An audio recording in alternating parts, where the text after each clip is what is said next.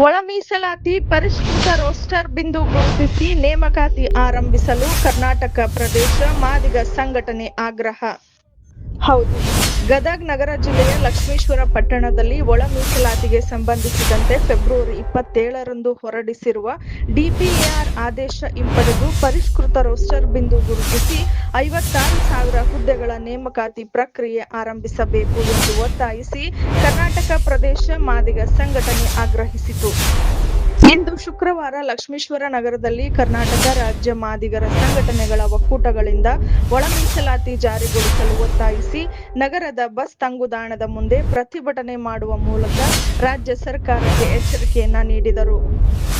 ಈ ಸಂದರ್ಭದಲ್ಲಿ ಕರ್ನಾಟಕ ಪ್ರದೇಶ ಮಾದಿಗ ಸಂಘಟನೆಯ ರಾಜ್ಯಾಧ್ಯಕ್ಷರಾದ ಡಿ.ಬಿ. ಫಕೀರಪ್ಪ ಮಾತನಾಡಿ, 56,000 ಖಾಲಿ ಹುದ್ದೆಗಳನ್ನು ಭರ್ತಿ ಮಾಡಲು ಪರಿಶಿಷ್ಟ ಜಾತಿ ಒಳ ಮೀಸಲಾತಿ ಜಾರಿ ಮಾಡಲು ರಾಜ್ಯ ಸರ್ಕಾರ ವಿಳಂಬ ಮಾಡುತ್ತಿರುವುದನ್ನು ನೋಡಿದರೆ ಮಾದಿಗ ಸಮುದಾಯವನ್ನ ಕೇವಲ ಓಟಿಗಾಗಿ ಬಳಸಿಕೊಳ್ಳುವ ಮತ್ತು ರಾಜ್ಯ ಸರ್ಕಾರ ಕೆಲವರ ಹಿತವನ್ನ ಕಾಪಾಡುತ್ತಿದೆ.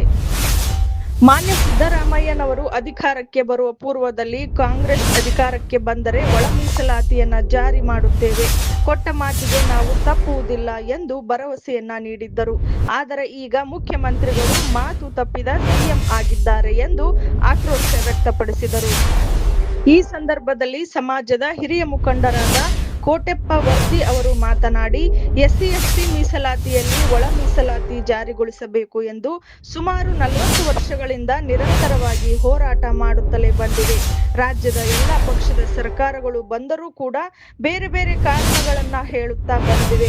ಹಾಗೂ ಈಗಿನ ಸರ್ಕಾರ ಸಿಎಂ ಸಿದ್ದರಾಮಯ್ಯನವರ ನೇತೃತ್ವದ ಕಾಂಗ್ರೆಸ್ ಸರ್ಕಾರವು ಕೂಡ ನ್ಯಾಯಮೂರ್ತಿ ನಾಗಮೋಹನ್ ದಾಸ್ ಅವರ ಏಕಸದಸ್ಯ ಆಯೋಗದ ವರದಿಯಂತೆ ಒಳ ಮೀಸಲಾತಿಯನ್ನ ಗ್ರೂಪ್ ಎ, ಬಿ, ಸಿ ವರ್ಗೀಕರಣದಂತೆ ಜಾರಿಗೊಳಿಸಲು ಹಿಂದೇಟು ಹಾಕುತ್ತಿದೆ. ರಾಜ್ಯ ಸರ್ಕಾರದ ಈ ವಿಳಂಬ ನಡೆಗೆ ಮಾದಿಗ ಸಮುದಾಯ ತುಂಬಾ ತಾಳ್ಮೆಯನ್ನ ಪರೀಕ್ಷಿಸುತ್ತಿದೆ. ಹೀಗೆ ವಿಳಂಬ ಮಾಡಿದರೆ ಮುಂದಿನ ದಿನಮಾನಗಳಲ್ಲಿ ರಕ್ತಪಾತದಂತಹ ಹೋರಾಟಕ್ಕೆ ನಾವು ಸಜ್ಜಾಗುತ್ತೇವೆ ಮತ್ತು ಅಂತಹ ಸಮಯವನ್ನ ಕಲ್ಪಿಸಿಕೊಡುವಂತಹ ಕೆಲಸ ರಾಜ್ಯ ಸರ್ಕಾರ ಮಾಡಬಾರದು ಎಂದು ಆಕ್ರೋಶವನ್ನ ವ್ಯಕ್ತಪಡಿಸುತ್ತಾ ರಾಜ್ಯ ಸರ್ಕಾರಕ್ಕೆ ಎಚ್ಚರಿಕೆಯನ್ನ ನೀಡಿದರು.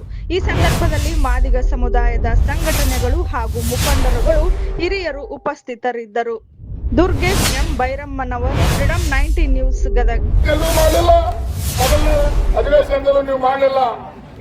ಈ ದೇಶದ ಸರ್ವೋಚ್ಚ ನ್ಯಾಯಾಲಯ ಸುಪ್ರೀಂ ಕೋರ್ಟ್ 2024 ಆಗಸ್ಟ್ 1ಕ್ಕೆ ಒಂದು ಬಹುದೊಡ್ಡ ತೀರ್ಪನ್ನ, ಮಹತ್ವದ ನಿರ್ಣಯವನ್ನ ಕೊಟ್ಟು ಒಳ ಮೀಸಲಾತಿಯನ್ನ ಆಯಾ ರಾಜ್ಯ ಸರ್ಕಾರಗಳು ಮಾಡಬಹುದು ಅಂತಕ್ಕಂಥ ತೀರ್ಮಾನವನ್ನ, ಒಂದು ತೀರ್ಪನ್ನ ಕೊಟ್ಟ ಮೇಲೆ ಸನ್ಮಾನ್ಯ ಸಿದ್ದರಾಮಯ್ಯನವರು ಇನ್ನೇನು ಈ ಸಮಾಜದ ಏನು 35 ವರ್ಷಗಳ ಕನಸಿದೆ ಅದನ್ನ ಈಡೇರಿಸ್ತಾರೆ.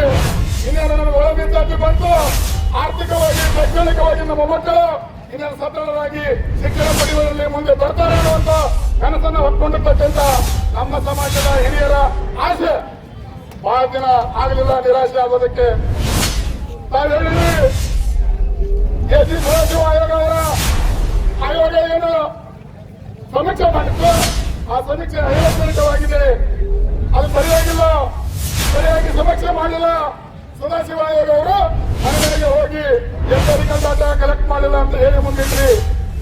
ಕರ್ನಾಟಕದ ಪ್ರತಿಯೊಂದು ಮೂಲೆಗೂ ನಿಖರ ಮತ್ತು ಪರಿಶೀಲಿತ ಮಾಹಿತಿಯನ್ನು ಜವಾಬ್ದಾರಿಯುತವಾಗಿ ತಲುಪಿಸುವಂತಹ ಪ್ರಯತ್ನದಲ್ಲಿ ನಾವು ಸದಾ ನಿಮ್ಮ ಜೊತೆ. ಫ್ರೀಡಂ 90 ನ್ಯೂಸ್ ಚಾನೆಲ್ನ ವೀಕ್ಷಕರಿಗೆ ಧನ್ಯವಾದಗಳು. ಮತ್ತೆ ಭೇಟಿಯಾಗೋಣ ಮುಂದಿನ ಸುದ್ದಿಗಳೊಂದಿಗೆ. ನಮಸ್ಕಾರ.